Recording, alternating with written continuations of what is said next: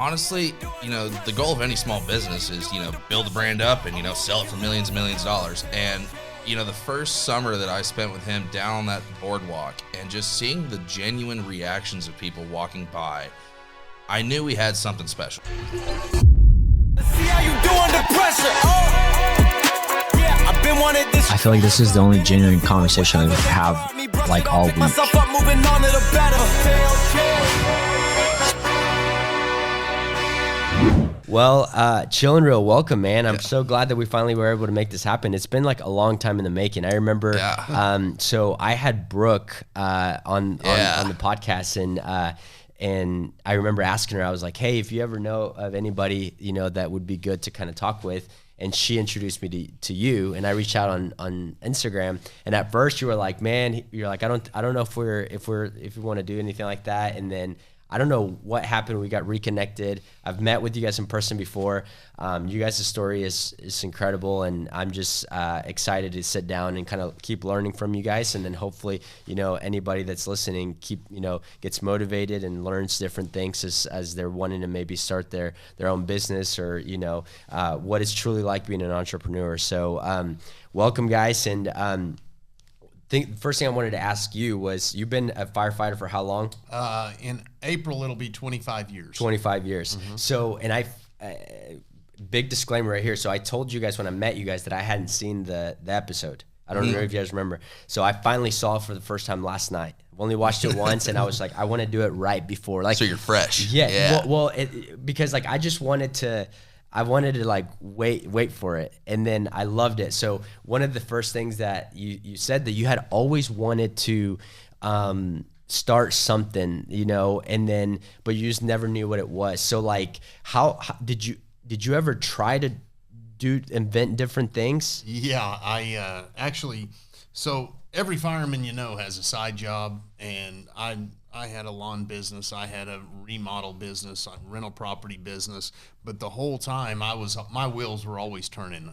I was always trying to make something, whether it be a deer stand. I had an idea of a deer stand that, you just hooked a piece onto the tree and you could just walk up there and slide your deer stand on it. And you just had multiple brackets throughout the woods. Okay. So you only needed one deer stand. Well, then while I was doing this, I go down and I see one. And I was like, oh, that was a freaking idea I had, And then we had deer candy that we made. And, there was all kinds of little things that we were always trying to, or I was always trying to get made. And, this is the one that stuck. And for anybody listening that has never heard of Chill and Real, so you have one right there. Yep. And so it's a koozie that you put your beer in there, and it has a reel for you to fish. Yes. And then I know you've told the story before, but really quickly, tell us again how this all got born pretty much. So I'm in Destin, Florida with my family, and my wife likes to lay out at the beach, and I'm the guy who cannot sit still. Yeah. I have to be doing something all the time. So I'm sitting there drinking a beer, hanging out in the water, and I looked down and there's fish everywhere, and I was like, man, I got to catch those fish.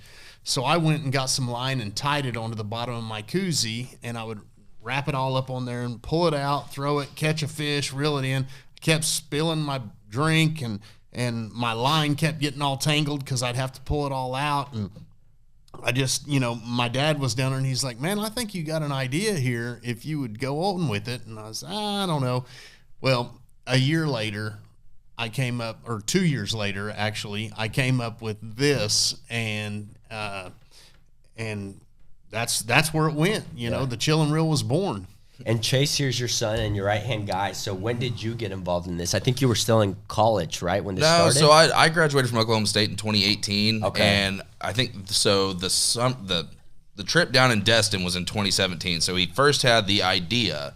Yeah, it was in 2017, but I want to say we first started making sales in the summer of 19. Okay. And July of 19. July of 19. And that was him, was I with you? Was it? The first time, no. The first time, no. He was literally going down to the Destin Harbor Boardwalk where we're going to have our store set up this summer or this year and just selling them out of his backpack. He'd catch a fish, sell a couple out of her backpack. Catch fish, sell them out of his backpack. And that's how, whenever I first started coming on, I worked a few shows with him. I think the first one that we did was here in Tulsa. It was the Affair of the Heart show. And I mean, it was, women's gifting show, kind of close to Christmas. We didn't really know what to expect. I mean, we brought every single bit of inventory that we had. We didn't know if we were going to sell out or not sell any. And I want to say we sold in 3 days, we sold a little over 400 of them. Yeah. For our first show ever. And that was kind of like our kind of moment. Yeah. And the following summer, I went down to Destin with him, and we were kind of, just guerrilla marketing at its finest. We were both on the boardwalk, catching fish. Someone comes up and says, "Dude, where'd you get that koozie?" And just right there, man, $10 out of the backpack, and that's how we got started, man.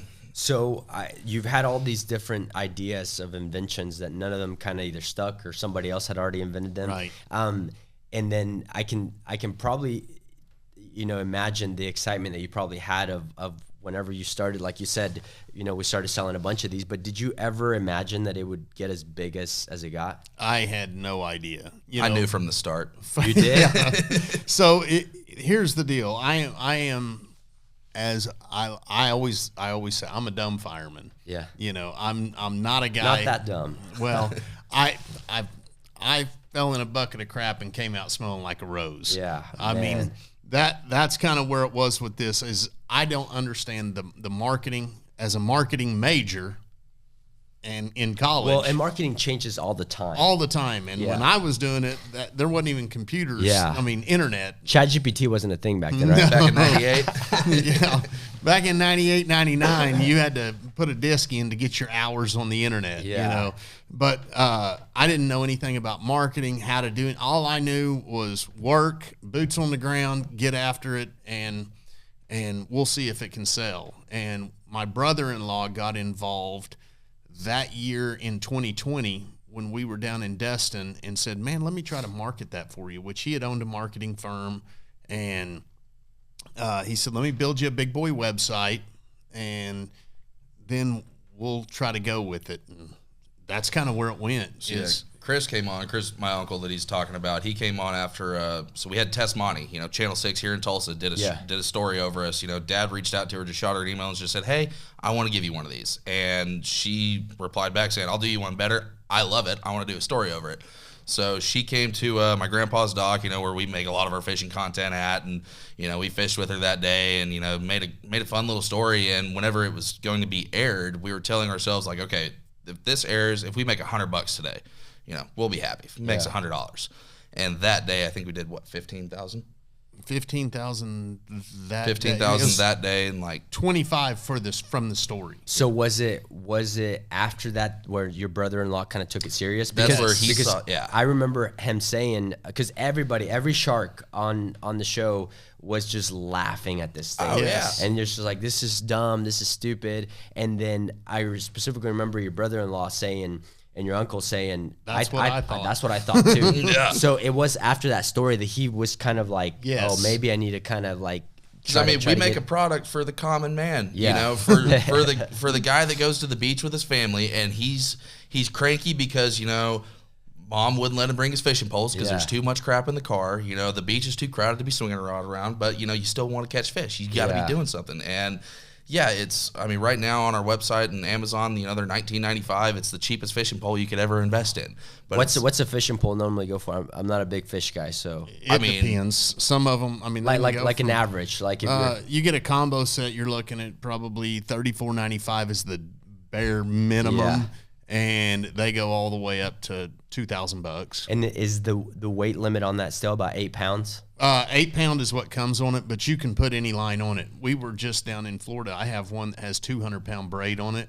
Wow. And I was trying to What's catch. the biggest fish you've ever caught? Biggest fish I've caught was a 25-pound blue cat. The Wow. biggest fish that's been caught was a 55.9-pound spoonbill. out here on Lake Keystone. And no beer was spilled? I think one of the new add-ons that we've got is the spill guard. So now we got a little lid for your beer can or Pepsi. And they come in every one of them. Yeah. That is awesome. So people listening, probably can tell that my voice sounds a little bit different. And one of the questions that I get asked is, I just asked yesterday was, man, I feel like you used to never catch anything, and what's been going on?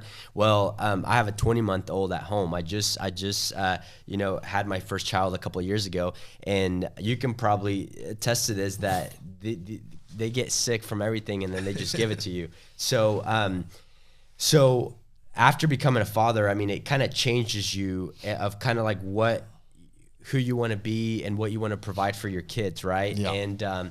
And I actually just watched a new Will Ferrell movie. It's called oh man, I don't even know what it's called. It's on Prime, but I read a story that in one of the scenes, his son, he's a musician, and because he was in the movie, his son's song got to be on the movie. Oh, that's cool. And then there's so many people that are like, you know, of course, like, you know, you get that treatment because of your dad and everything. But at the end of the day, it doesn't matter who you are. Like, as a dad now knowing what I know, like you want to provide that for your kid. And I remember you telling me that whenever your dad said to quit your job and your full-time job, come over here, and then he offered you what they were, you know, matching pretty much what they were giving you. And how was that feeling for you of like being able to like just not just get to work alongside your son, but like being able to provide what he was like the opportunity he already had? Yeah, it was definitely exciting for me. It's a kind of an exciting moment. I just wasn't sure, you know, you're always nervous. Yeah. Because I knew that he would be good. I knew that. I just wanted to make sure that the company would be able to keep him going and you know, for the long term, not just a 2-year stint and then go, well, we're out of business. Yeah. You know, but it was a gamble on his part and a gamble on my part. My part was I knew that the job he was in, he wasn't real happy with. Yeah. And I knew that even if he wasn't, this was going to be another stepping stone for him, and that this was going to, we would at least get a couple of years out of it before it might have ran its course if it did. And we learned real quick that it hadn't ran its course yet. So. How confident were you whenever he offered you that full-time job, as far as like if for, I don't know, $1,000 somebody would have said, how long do you think you're going to be working? Like this will last. Like, what would your answer be? Honestly, you know, the goal of any small business is, you know, build a brand up and, you know, sell it for millions and millions of dollars. And, you know, the first summer that I spent with him down on that boardwalk and just seeing the genuine reactions of people walking by, I knew we had something special. Yeah. Because it is so simple. It's one of those that I hear it every time I'm set up an event. How did I not think of that? It's one of those things that it just goes together. Yeah. You know, and the kids in the family can throw a Dr. Pepper in there. You know, your drunk uncle at the 4th of July can throw a Coors Light in there. Yeah. You know, anybody in the family can use it. And I mean, especially around, you know, Christmas, Father's Day. Dads are tough to shop for, man. Yeah. But, you know, Uncle Jimmy loves to drink and fish. You know, Dad likes to fish. And it's just it's not going to break the bank. And it's one of the more unique items that you had. So, I mean, I was confident. You were pretty confident. I was pretty confident that we really had something. And, I mean, since then, you know, we've been busting our ass, you know, day in, day out, just trying to get it out there. Yeah. And we're at the point now, like, the toughest part is, I mean, content creation in itself. Like, just finding things that, you know, what the algorithm is going to like, you know, because we'll spend, you know, days working on some video that, you know, will get like 100 views. And then we'll spend 30 minutes, you know, putting something together that'll just take off. Yeah. You know, it's tough finding out the algorithm and stuff like that. But I think, I mean, I was confident that we were going to be able to, I mean, at least get a good run at it. Yeah. So. And that, how much of your business is coming from social media right now? 90%. Majority 90%. Of it. Yeah. So, I mean, I'm traveling, I want to say last year, so I consider a show as a weekend. And so, like, the Texas State Fair is, you know, 3 weekends long, or 3 or 4 weekends long. So that's 3 or 4 shows. And I think the last 2 or 3 years we've been doing between 30 and 40, you know, weekends a year, shows a year booked out, and that's included, you know, the Destin Harper Boardwalk, you know, and that's 13 weekends right there, and then, you know, the other state fairs, gifting shows that we do, and so that's, roughly probably 10% of what we really do, and that's just kind of like the keep us afloat, you know, money. Dang, that's only 10%. Yeah. For all, and then social media, I mean, it's work, but it's not like having to travel like hundreds of miles. Right. No, but you got to spend a lot of money on advertising on social media. Oh yeah, yeah. Especially so this year that we saw it was about 30% higher the cost for advertising, just cost per click. And then where are you guys put that money the most? Like what platform? It's on Facebook and Instagram. Okay. Meta. You don't do anything on TikTok? We do. It's just all organic. Everything's organic on TikTok, and it's so. The crazy thing is, I went and talked to the ORU marketing students. Yeah. And I asked them. I said, "Where do you look? What platform are you on?" And I'd say, "Who all's on TikTok?" Yeah. About 3/4 of them raise their hand. Where do you spend your most time? Instagram. Well, TikTok. When you're on TikTok, you notice ads and you swipe past them. Yeah. But older generation on Facebook will actually sit there and not realize that they're looking at an ad for just a second. And especially you're so used to like watching a commercial that it almost doesn't bother you. I feel like even it's a little bothersome to like somebody our age, let alone like, kids nowadays, like they get mad if like they're watching a show and then something comes up. Right. So like you're almost kind of used to it. So Right. So they kind of watch that without even realizing that they're watching it. Yes, and it just gives us that quick second before they realize it's an ad. Yeah. That they go, "Oh, that's pretty neat," and then they click on it, and And the algorithm, man, once you watch it for a certain amount of seconds or click on it or especially like go all the way to the checkout and don't buy it, man, they will put it, really they'll put it, until you buy that thing. I was on Instagram this morning and there was an arm sleeve, a pitcher's arm sleeve, and I was looking at, I'd heard about one, so I was looking at it for my youngest son. And I'll be danged if I didn't click on it. And I saw arm sleeve advertisements probably every third video for the next 10 minutes that I was on there. And let alone what your phone hears you say, because like it will that it's You're probably going to get crazy. advertisements for pitchers' arm sleeves after we leave here. It is crazy. So going back to so one of the things when I watched Shark Tank, last night I was watching one before I watched. I wasn't lying. Like I watch it every night. So I'm surprised that I have never ran into you guys this episode. But there's like what 16 seasons now, or I think they're filming. Yep, they're filming season 16. Or so there's a lot of them out there. But and the reason for that, I don't know if I told you guys, but my wife was like constantly like, we need to get live TV. I finally got YouTube TV, and I feel like that's all I watch whenever I can just jump on YouTube and put whatever Shark Tank's on, right? But last night I was watching one of a guy like doing like so you wouldn't get messy when you do a pumpkin thing or something. I don't even know what it's called, but he's doing his pitch, and then he just like messes up. And then that happens from time to time, and they're just like, you got it, it's okay, right? You guys was very short. Your pitch was pretty short, but like, how long did it take you to practice and put it together? And because I mean, not just you guys' pitch, but so many pitches that come out, it almost feels like you're reading a teleprompter. So like, talk to me about that pitch. So we worked on it for months. Months. And how long was it? Because I know they cut it up. So how long was it? So our initial, like the only thing that is scripted in the show of Shark Tank is your initial pitch. And that's, we're chilling early. We're asking this for that, the little, sing and dance that we do. That's the only thing that's rehearsed. And I mean, we were practicing, once or twice a day for months. And the toughest part about that was my uncle, the third guy that was on there with us. He lives down in Austin, Texas. So, we're having to do this stuff over Zoom calls, and we're trying to do our timing right, with the delay and the lag and everything like that. And there's a scene where, my uncle throws me a beer can, throws us cans. And like, so we had to practice doing that over Zoom call. Like he would pretend to throw, and it was tough, man. But I think we killed it. We went in there, and we were nervous, but the main thing was we got it out smooth. Like we got the pitch out smooth. So how long was the whole entire thing? They told us that we were in there for 45 minutes. And then so the segment that they show in Shark Tank is 10 minutes. About like so 10 minutes, how long was your whole entire like presentation of you coming out doing the skit or whatever, and then actually talking about the? So that 45. That's what they said was. No, 45 he's talking minutes. about like the intro pitch. Yeah, like right before they start pretty much asking you questions. So after watching it, I think they only cut like maybe one or two lines from it. So that was pretty accurate. The time time of that. Okay, so it was pretty short. Yeah. But even that shortness, It's like just you got well, that's what they tell you. They want a quick little elevator pitch, you know, something 2 to 3 minutes long. So you guys were asking for $300,000 for 10%. Right. If it would have been your perfect dream scenario, it would have been, you know, that you getting what you wanted for that. But what shark did you want to work with the most?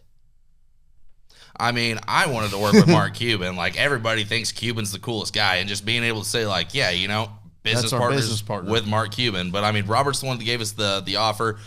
He was awesome, super nice. He just, you know, wanted a little too much equity, and I mean, we would have gladly taken an offer from him, you know, but we went in there with a plan, and we weren't going to deter from it. You know, we weren't going to give up more than 20%. We weren't going to do any royalties. You know, no matter what they throw at us, we are sticking to our guns. And it looked like that was his first ever royalty offer. Like, you could tell when he was throwing it at you guys that he was just kind of like, it was just a spitball. Yeah, he was just like, then Damon was like, for how long? And he goes, as long as we're having good times. Yeah, dang. And so how come? I have a question I have for you. So you went in there, not like you already had it in your head, but he was only asking for 10%. So I'm curious is that why you didn't negotiate like even the amount of the royalty? Like maybe you could have said like, hey, you have this royalty up until you get your 300,000 back, or like you just wanted nothing to do with that. Nothing to do with it. And honestly, I almost said, here, Robert, you take the company and give me your royalty.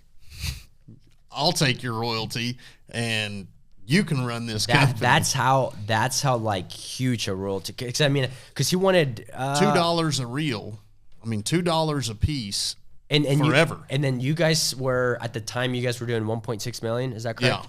Yeah. That was our first year, and we had rolled out 1.6 million in our first year. So 1.6 million the first year. Yeah. So just give me a ballpark of how many koozies that was, like units. At that point, it was about 150,000. 150,000. So okay, even $2 right there could just, I mean, he would have gotten his money back. Yeah, he would have gotten his money back. 300,000 the first year. And where are you guys at now?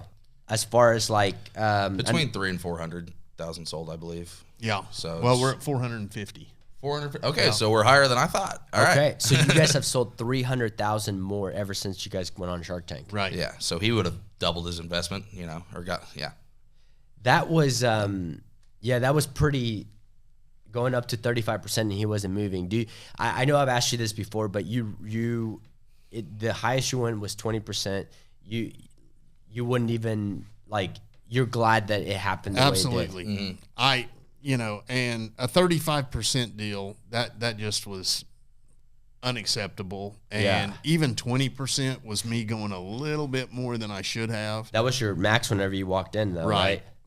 I think looking back, because at the end of the day, like, we went there for a partner. We didn't really care. Like, we didn't need their money. Like, their money's nice. Don't get me wrong. Their money was nice. No, money helps. But there's a difference between me calling, Johnny Morris's office at Bass Pro Shops and saying, hey, I'm Chase with Children Reel. Would love to have my product in your store. There's a difference between me doing that and, hey, this is Mark Cuban's office. We want to put a product in your store. They pick up and they call back.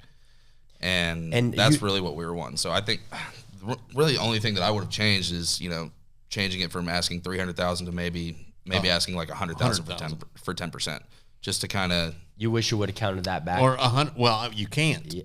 You're not allowed to counter with a less amount of money. Wow, I didn't know that's that. One of those that's one of those. This is what they tell you before? Yeah, that's one of those fine print things that. What are some other fine prints? Can't really talk about that stuff. Yeah, the NDAs they sign are but that's something that's pretty known, that whatever you go in there asking for, you can't change it to something lower. So I know that you guys can't talk much about it, but for anybody that loves Shark Tank, what are like 3 things that somebody should know about the show that they might have like no idea? So one thing I could say is, like, if you have the greatest product, the greatest service on earth, they're not just looking for that.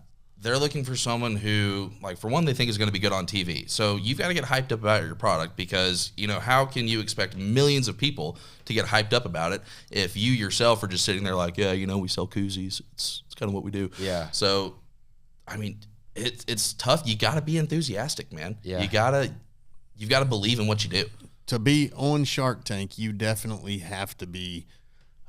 You have to have a special charisma when you walk out there. If you're just there, they're not going to put you on unless it's a blooper reel and they're trying to. Gotta just walk out being the cock of the walk, baby. Yeah. So one thing that you did tell me was that it wasn't guaranteed that you guys were going to be on the show after you shot. Right. So what were those chances again? So they overbooked the show specifically. So they don't normally do that. No, they always do that because Gotcha. if they've got this many episodes and they only book this many entrepreneurs, there could be some people that walk out because dude, it is terrifying going in front of those 5 people that it's 5 lottery tickets that can change your life. Yeah, and it's not very uncommon for someone to walk out and just kind of freeze up, and that's the stuff they don't put on TV. They put on the best sketches, that come through. And, statistically, my favorite stat to throw out ever since I heard it is it's actually harder to get onto Shark Tank than it is into Harvard, because Shark Tank gets about 40 to 50,000 applications a season, and they might air 100 of those pitches. So they're booking about, between 120, 130 companies to come film. So you've got to be one of the top companies that they choose from out of those 50,000, and then you've got to be one of the top 100 out of those final chosen. Wow. So if last question I have on the offered thing is, would you have taken $300,000 for 35% from Mark Cuban? No, you wouldn't have. No, that's and Cuban even gave us props. Like at the end of it, he said, "Hey guys, way to stick to your guns." Yeah, I know. I remember watching that. And so he can at least tell people we cheers beer, drink beer with Mark Cuban now on TV. So we got that out of it. The biggest thing for me, like I said, we wanted a partner, but I didn't. Number one, I don't want a partner that's going to try to take advantage of me right off the bat. Yeah. And that was what I felt like, because I had the company appraised, and spoke with different people, and they told me different ways to go about it, and it appraised for $3 million. And so with that being said, when I came in for $300,000 for 10%, I was giving them an actual evaluation from what I was told. Then I went as far as to say the evaluation that they gave me, I'm going to cut it in half, and I'll give you 20% for $300,000. And when he said 35, he was literally cutting it into a third, and it just told me they're trying to take advantage of a situation. Yeah. And I am not going to be taken advantage of, even on national TV. Yeah. I think a lot of the times that as a viewer, I think that you see is that, and I think he said it maybe on the episode, or maybe it was a different one, but he said people would just think that we just have a bunch of money out here to blow, but $300,000 is still a lot of money, to where I think a lot of the times when they do that, as a viewer, I think I see it as not them, because there are it's called Shark Tank for a reason, so they are trying to get a deal, but I think a lot of the times is how are they going to get their money back, or are they going to make any money? So it's a pretty big risk, right? Right. And one of the questions I did have for you guys, and I think you told me the numbers last time, but let's say that he would have said $300,000 for 20%, and you guys would have made a quote unquote deal. What did you say the after the episode's over, how many actual deals actually happen? So what you see on TV, that's a handshake agreement. Yeah. Afterwards, the Sharks get to do their due diligence, and we've been told, very few make their deals. Roughly 70% of the deals that you see on TV end up falling through. And when I say falling through, this could be, they end up signing the agreement, and a year later, the entrepreneur and the shark end up butting heads. They try to, part ways. And I know multiple entrepreneurs that's happened to. I know multiple entrepreneurs that have gotten a deal on TV, and then sharks go look at their numbers, and then, the sharks change their offer or something like that. So, you know what? Actually, instead of 20%, we want 30. And that's just kind of some of the behind the scenes stuff that it is what it is. So it's a real deal. Yeah. The deals that are made on there are real, but due diligence hasn't been done yet. But Right. You can try to poke holes through everything. Kind of like in my business, I'm a mortgage loan officer, and I deal with a lot with when the agent's really the one that writes the contract. But we're signing a contract that I'm buying you guys' house as is, but there's so much different stuff to the contract that, like, if my financing falls through, then I can walk away from the deal. Because I mean, that was part of the contract, that it was contingent on me getting financing or something like that. That if they truly want to change it up, they can probably change it and act like, you know, it was in the fine print. Is that kind of what I'm understanding? Roughly, yeah. It's just a whole lot of gray area. Pretty much, just you sign your life away to ABC and hope for the best. I mean, the due diligence thing is that contract is important, and they want to look through your books and make sure. I mean, heck, they might go through your books and go, well, I like everything, but why have you got 2 brand new cars and you're paying yourself $120,000 a year? Well, that's what I need to survive. Well, that is not going to be okay with this business. Yeah. And you're like, well, then I can't. I have to. Yeah. And they go, okay, then I'm out. So they go through everything. Like, Oh yeah. And I mean, it keeps people from going on there saying, you know, yeah, we're chilling real. We made $10 million last year. Do you guys want to be a part of it? Yeah. And, you know, they can look at our books and say, no, you didn't. So, Yeah. So is there anything going back that you would have done different?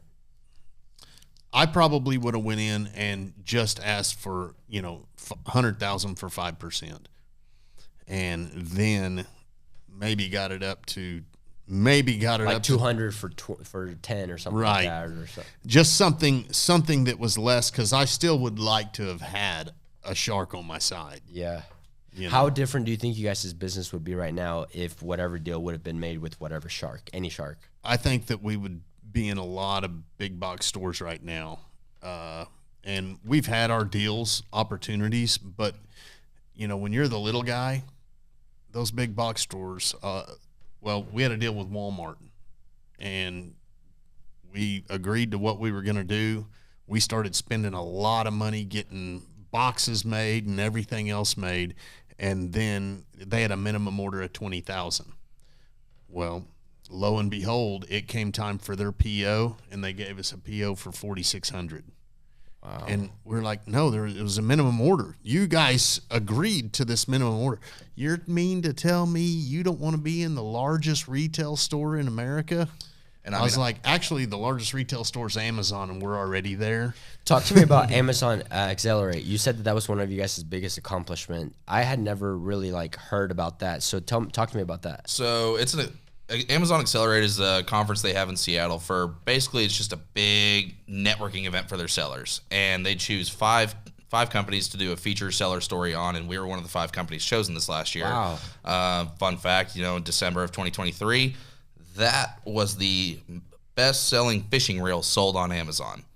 Wow. So that's it's incredible. it's the perfect stocking stuffer, and I'm assuming that's how they saw us as, it's a great Father's Day, Christmas Day gift, and we put up numbers around the holidays. And, they sent a whole documentary crew out to us, out to the warehouse, and it was a 10-hour shoot. They were just filming us all day, out on the boat, fishing, packing up orders, stuff like that. And it was a 10-hour shoot for a 2-minute video, but it was on a giant IMAX screen, and it looked awesome. How many people were out there? There was a few thousand people at the conference, but 20 or 30,000, I think they said, that watched it online.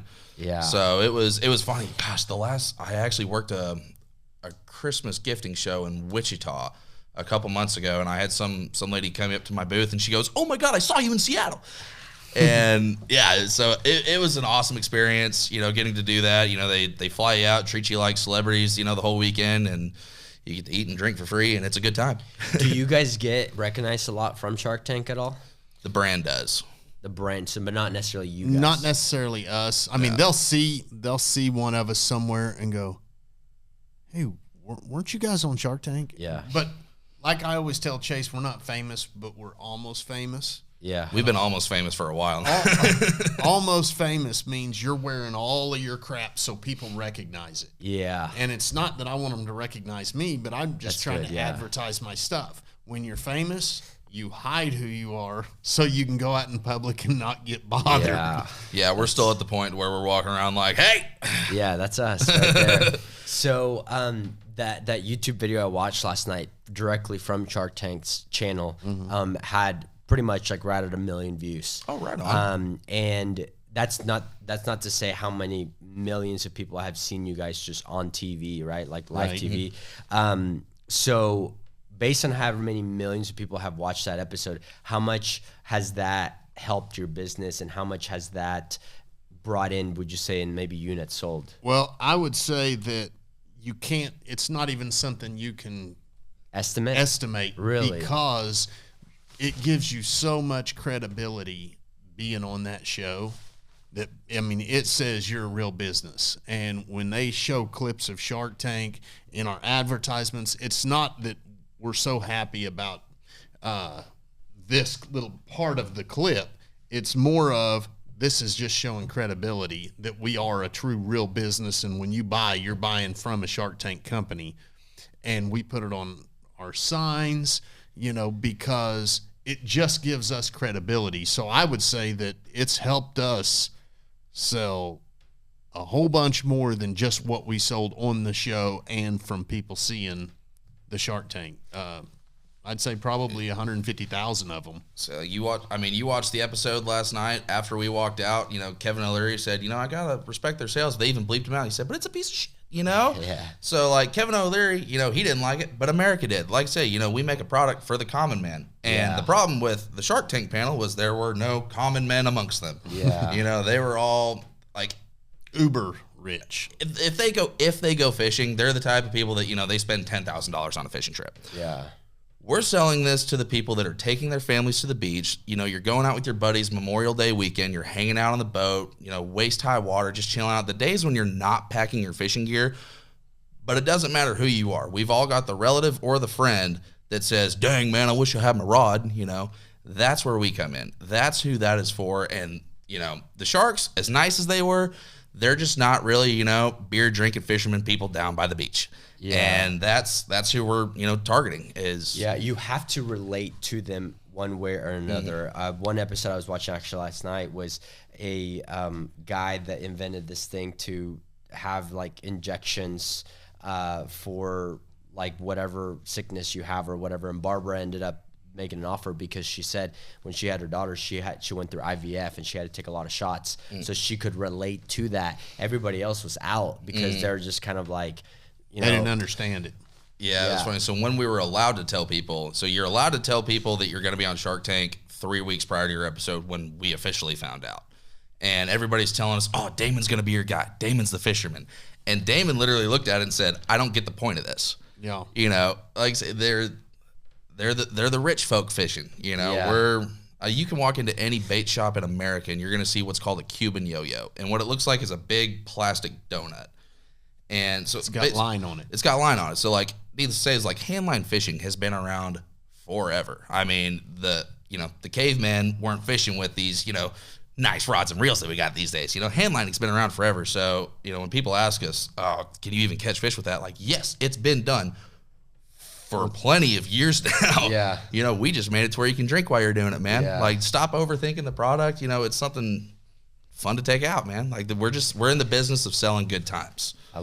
And that's one of the biggest things that they use for the episode of it's all about having a good time, right? Yep. But at the end of the day, it's still a business. Right. So how do you guys balance, like, because you go to your social media and you would think that you're just paying him to just drink up all day.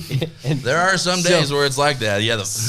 But how do you guys balance that? Like, just like having fun, drinking all the time to where like, this is where we got to get serious, and clearly you guys have done it right because it's been getting better and better every single year. But like, how do you guys do that, and especially being family too, because sometimes working with family can be pretty tough. So a lot of it is we work during the day, and once we're done with work, then we go film. And go film.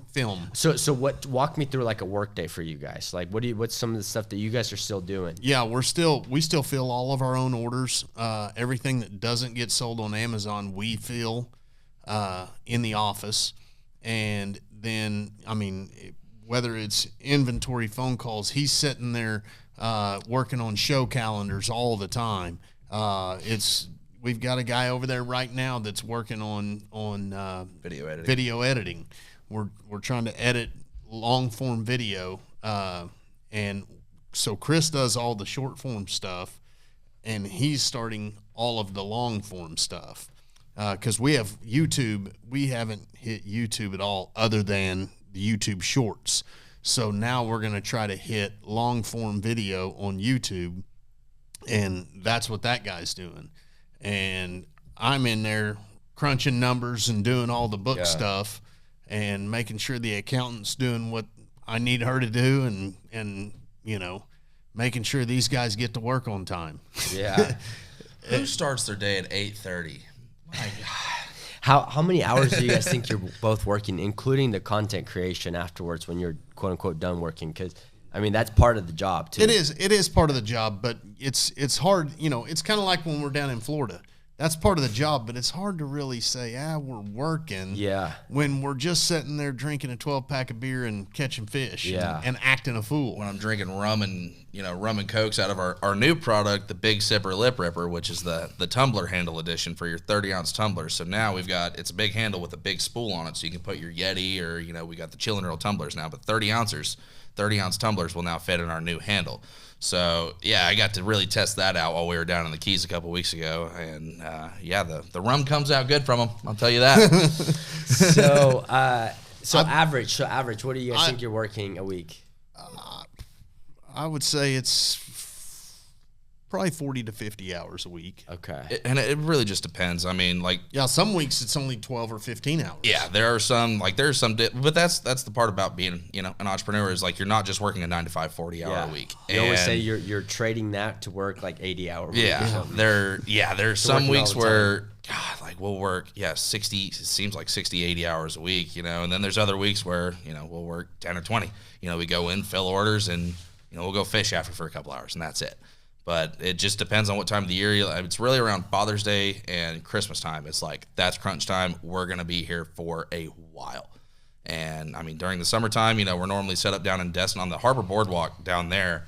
So in the years that we had the booth open, it's open from 10 a.m. to 10 p.m., and it's been Thursday through Sunday. This year, when our store opens up, it's going to be 10 to 10, 7 days a week.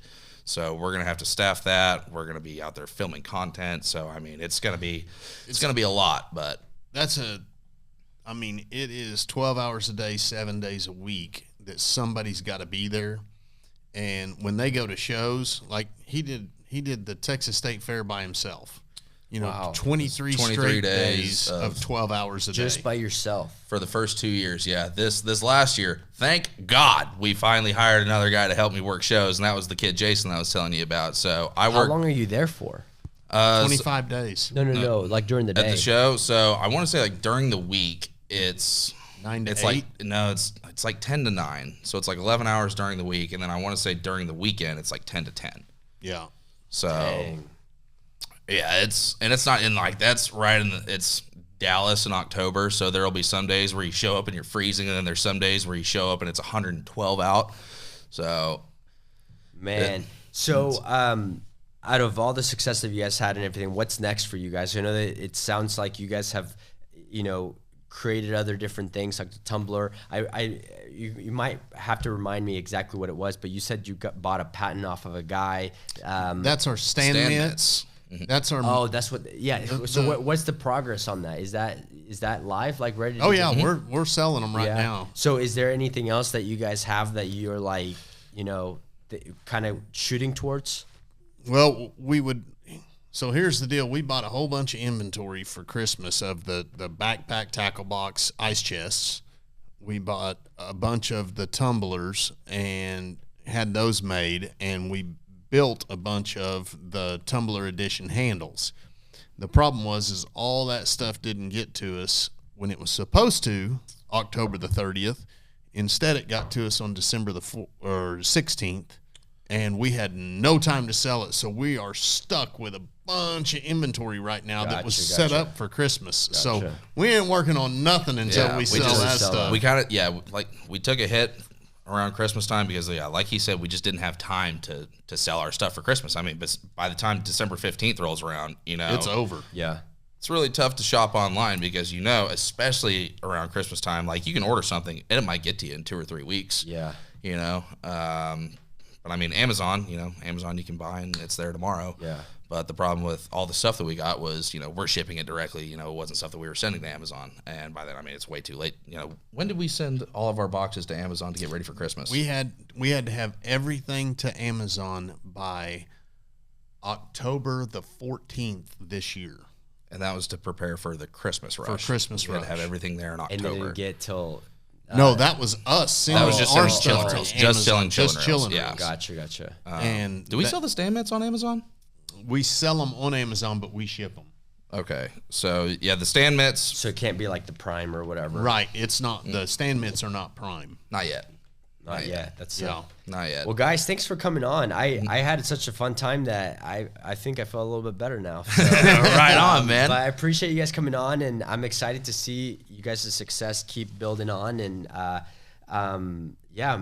maybe this will get me out there and start and fish a little bit there. But well, so that's the great thing about the chillin' reel, man. All right, we're gonna give you that one because it is the only piece of fishing equipment on planet Earth where you're guaranteed to catch something, because it's gonna be a fish or it's gonna be a buzz, man. But either way, we're having a good time, and that's what we do. I love it. Thank you so much, guys. Absolutely, man. Well, thank you for having us on. Of course, man. Let's see how you do under pressure. Yeah, I've been wanted this. I feel like this is the only genuine conversation I have like all week. Myself up, moving on to the better.